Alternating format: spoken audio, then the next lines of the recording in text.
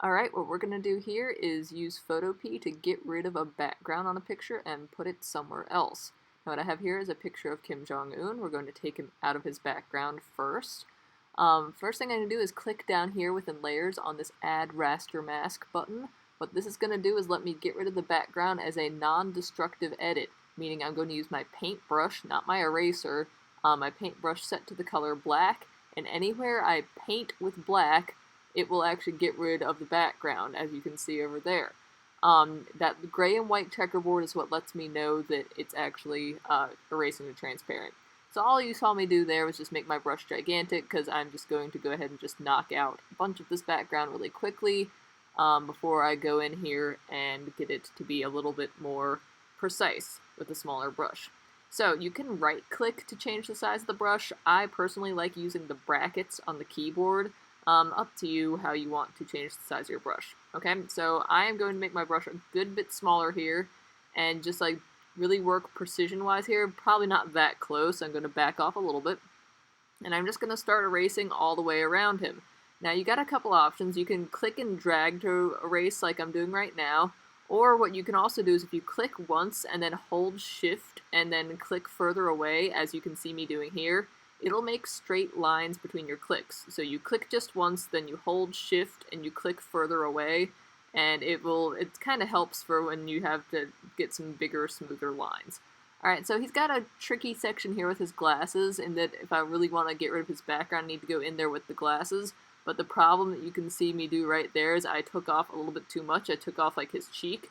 So let's say that you accidentally did that. If you switch it to, instead of painting with black, if you paint with white, you can actually bring back whatever it was you accidentally erased. So remember, you're on your layer mask thing, which is the little, like, the thing that we did to the layer at the beginning. As long as you're in that layer mask mode, anywhere you paint with black, it'll get rid of the background. Anywhere you paint with white, it will bring it back. Alright, so I'm going to probably fast forward this a little bit. No sense in you watching me sit here and painstakingly do this. But you'll notice I'm changing my size of my brush. I'm kind of like adapting as I go all the way around, and now obviously I can use a much bigger brush to knock out the rest of his background.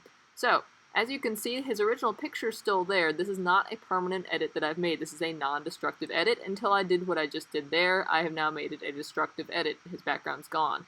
If I save this as a PNG, so always if you want to make something transparent, save it as a PNG because it'll keep that transparent background. This is now saved on my computer, so I don't need to worry about Photopea crashing. Now, I can make multiple copies of him in the same document, but what I really want to do is I want to duplicate him into something else. I want to put him in a new picture. Now you can already have that open, or you can find somewhere for him to go, which is what I'm doing right here. Sure, I'm going to put him in a disco. Why not? Alright, so like I said, you can duplicate him into something, or you can insert an image into his picture. I'd suggest put your smaller object into your larger background. Alright? So I'm just going to try making a new document. I wouldn't suggest doing this. I would suggest just open your picture instead. I thought that it would do something like it does in Photoshop, and it didn't. So this picture wasn't the right size, and if you ever run into this problem, you can just go to Image and then Canvas Size and change the size of your picture, which is what I just did there. Still not the right size. We'll fix that in a little bit when I crop it. Alright. So I want to put Kim Jong-un in this picture, so I'm going to come back to him and duplicate into, I'm going to say duplicate into, and then choose the other file, and there we go. Now he's in there. Yes, he's quite small right now. Maybe if that's what I wanted to do with him, that'd be fine.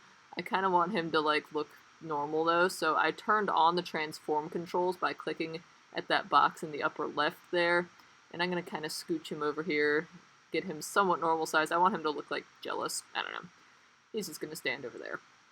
Alright, once I've got him where I want him, I'm just going to go ahead and crop this whole picture, because he doesn't need to be hanging off the edge like that.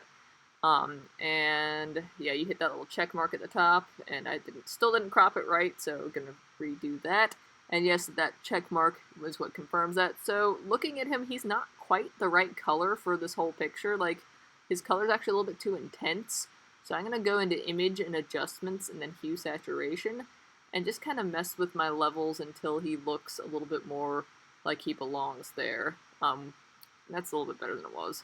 So this is a totally optional thing here, depending on the kind of picture you do. I just duplicated him, selected him, and I'm painting him black and putting it under him because I'm going to make a shadow. And all I'm really doing is, like I said, I've got a version of him that's just totally solid black, flipped it upside down, then I'm just going to blur it and stick it under him. I'll probably make a better video for how to do this. I just wanted to go ahead and throw this in here, just because he looked a little bit weird, just kind of floating there. So one thing you might notice is depending on where you put your picture, you can see what's going on here, where it's like, he looked fine before, but now that I can see him on this dark background, like, I didn't do a great job cleaning up his edges. So you can always just go back in there with an eraser and clean people up. Just make sure you're on the correct layer when you're doing something like this. So yeah, you can see up by his hair, I left a little bit up there. So I can go back in here and just get rid of these messy edges, because that is definitely something that I look for when I grade this. Alright, so I would say I'm fairly satisfied with how this one turned out. Just made that background a little bit lighter. Now time to go put him somewhere else. This is another example. Sure, I want to show you something a little bit more drastic here as far as putting him into a picture. I need to actually remove some parts of him to make him look like he's standing there. So this time I just opened that picture, and once again I'm going to duplicate into, I'm going to choose Kim Jong, duplicate him into this picture, scooch him around, figure out where he's going to look best, accidentally open a tab, click on that transform controls, make sure he's the size that I need him to be. So obviously with this picture I've got a lot of changes. I need to make him black and white, I need to change his lighting, but mostly I need to make him look like he's not standing like in front of people he shouldn't be able to physically stand in front of. I made it black and white by just image adjustments, hue, saturation, just turning that saturation all the way down, and now you just see me messing with mostly just brightness, contrast, shadows, highlights. Like, I'll go back and forth on a few of these things, playing around with the sliders until I get him to look like everything around him. And I'll even use the burn and dodge tools in a little bit here as well. Alright, so once I've got him at least close to where I want him, again, I can keep messing with that later. I'm going to put him in a layer mask again, and this time I'm going to erase out like more of him than I know I need. I'm going to take away a bunch of him and then bring him back where he's supposed to be. So like, I know that he should be standing between these two chairs, but I want him to be like behind them. So what I gotta figure out here is how to get it so that it looks believable. Now here's the problem, is that this is a totally different kind of picture, and this brush just doesn't look right. This is a hard brush right now. I need to put it on a soft brush. So I clicked up there at the upper left on the brush options, and now I've got a slightly better looking brush for doing this job.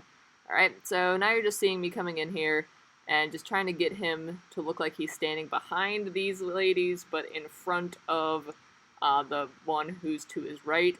Now you'll see me kind of go back and forth here. Like, originally I had him standing in front of that lady on the left as well, but it definitely didn't look right. Like, the way that he's standing, that looks awkward, so I need to come back in here and get rid of this arm as well. Same thing, I'm erasing more than I need to, and then I come back with the white paintbrush and bring him back where I should be able to see him. So that's the whole advantage with the layer mask, because I can just sit there and take him away, bring him back as much as I want to.